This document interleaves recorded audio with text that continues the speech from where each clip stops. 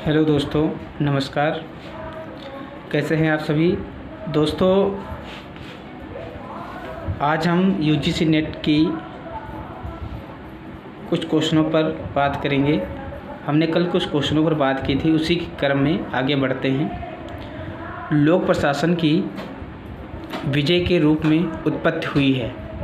England में, France में, भारत में, संयुक्त राज्य अमेरिका में हुई। लोक प्रशासन जो विषय आया वो कहाँ से आया? संयुक्त राज्य अमेरिका से।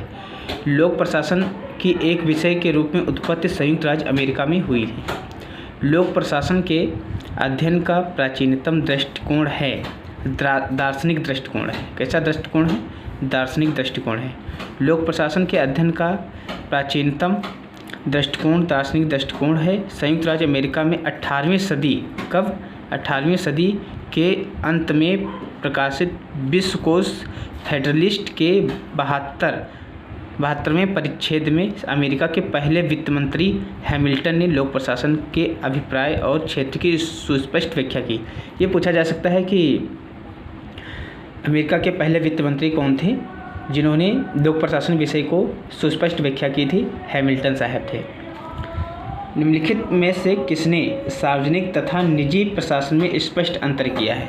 किसमें सार्वजनिक तथा निजी प्रशासन में अंतर किया है?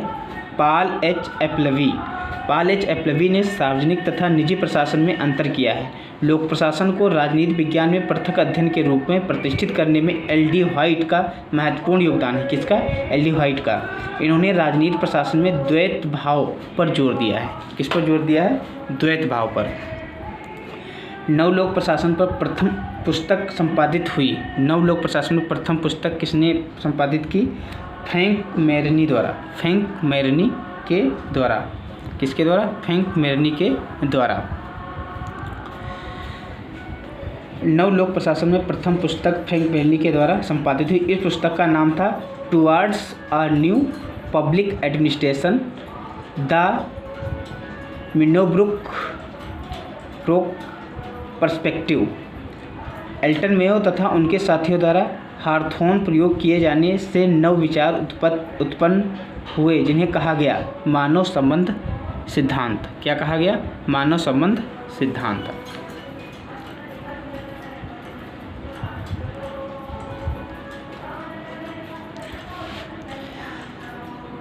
किसने स्टाफ सूत्र को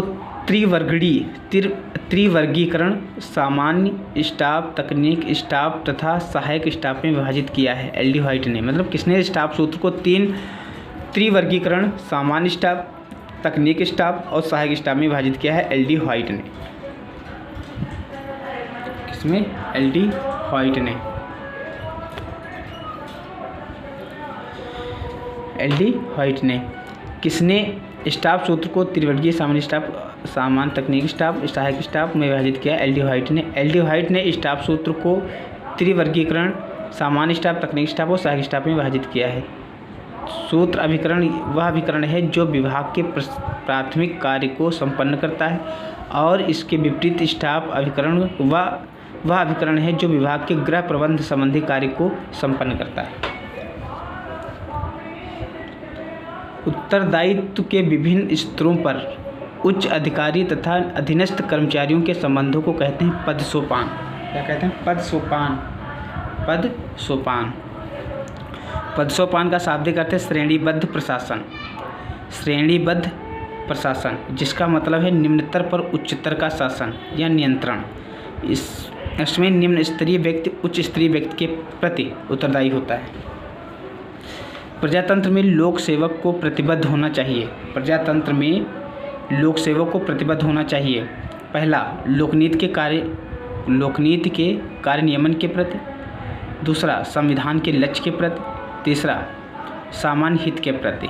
शासक दल की विचारधारा के प्रति एक लोक सेवक को नहीं प्रतिबद्ध होना चाहिए, जबकि इन 3 पॉइंटों के प्रति प्रतिबद्ध होना चाहिए। प्रजातंत्र में लोक सेवक को निम्नलिखित के प्रति प्रतिबद्ध होना चाहिए: लोकनीति के कार्य नियमन के प्रति, संविधान के लक्ष्य के प्रति और सामान्य हित के प्रति। अब देखते हैं अंतर्राष्ट्रीय संबंध। क्या देखते हैं? अंतर्राष्ट्रीय संबंध।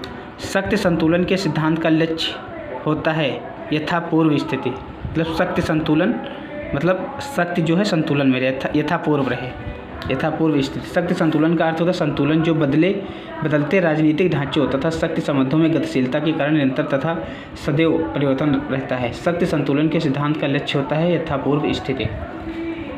शांति प्रस्ताव की कार्यसूची संबंध रखती है, शांति प्रस्ताव की कार्यसूची संबंध रखती है संयुक्त राष्ट्र से।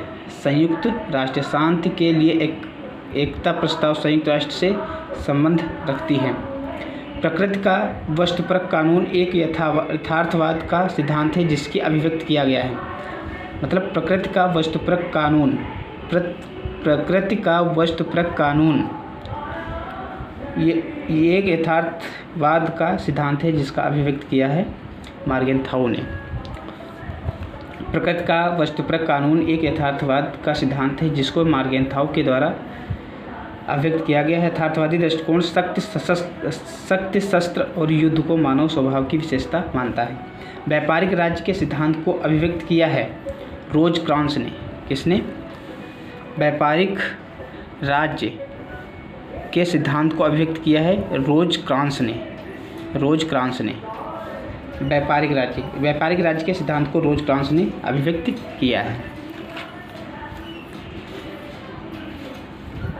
दोस्तों आप बताइए कि निम्न घटनाओं के सही कालक्रम को पहचानिए। तेहरान सम्मेलन हुआ, फिर याल्टा सम्मेलन, पोट्सडाम सम्मेलन, सैन फ्रांसिस्को शांति संधि, ये हुआ। आप इसको देख सकते हैं। निम्न व्यक्ति जो संयुक्त राष्ट्र के महासचिव पद पर रहे उनके कालक्रम हैं त्रिवेदी, डेग हैमरशोल्ड, क्रुथ वाल्ड्रेन आदि। धन्यवाद दोस्तों।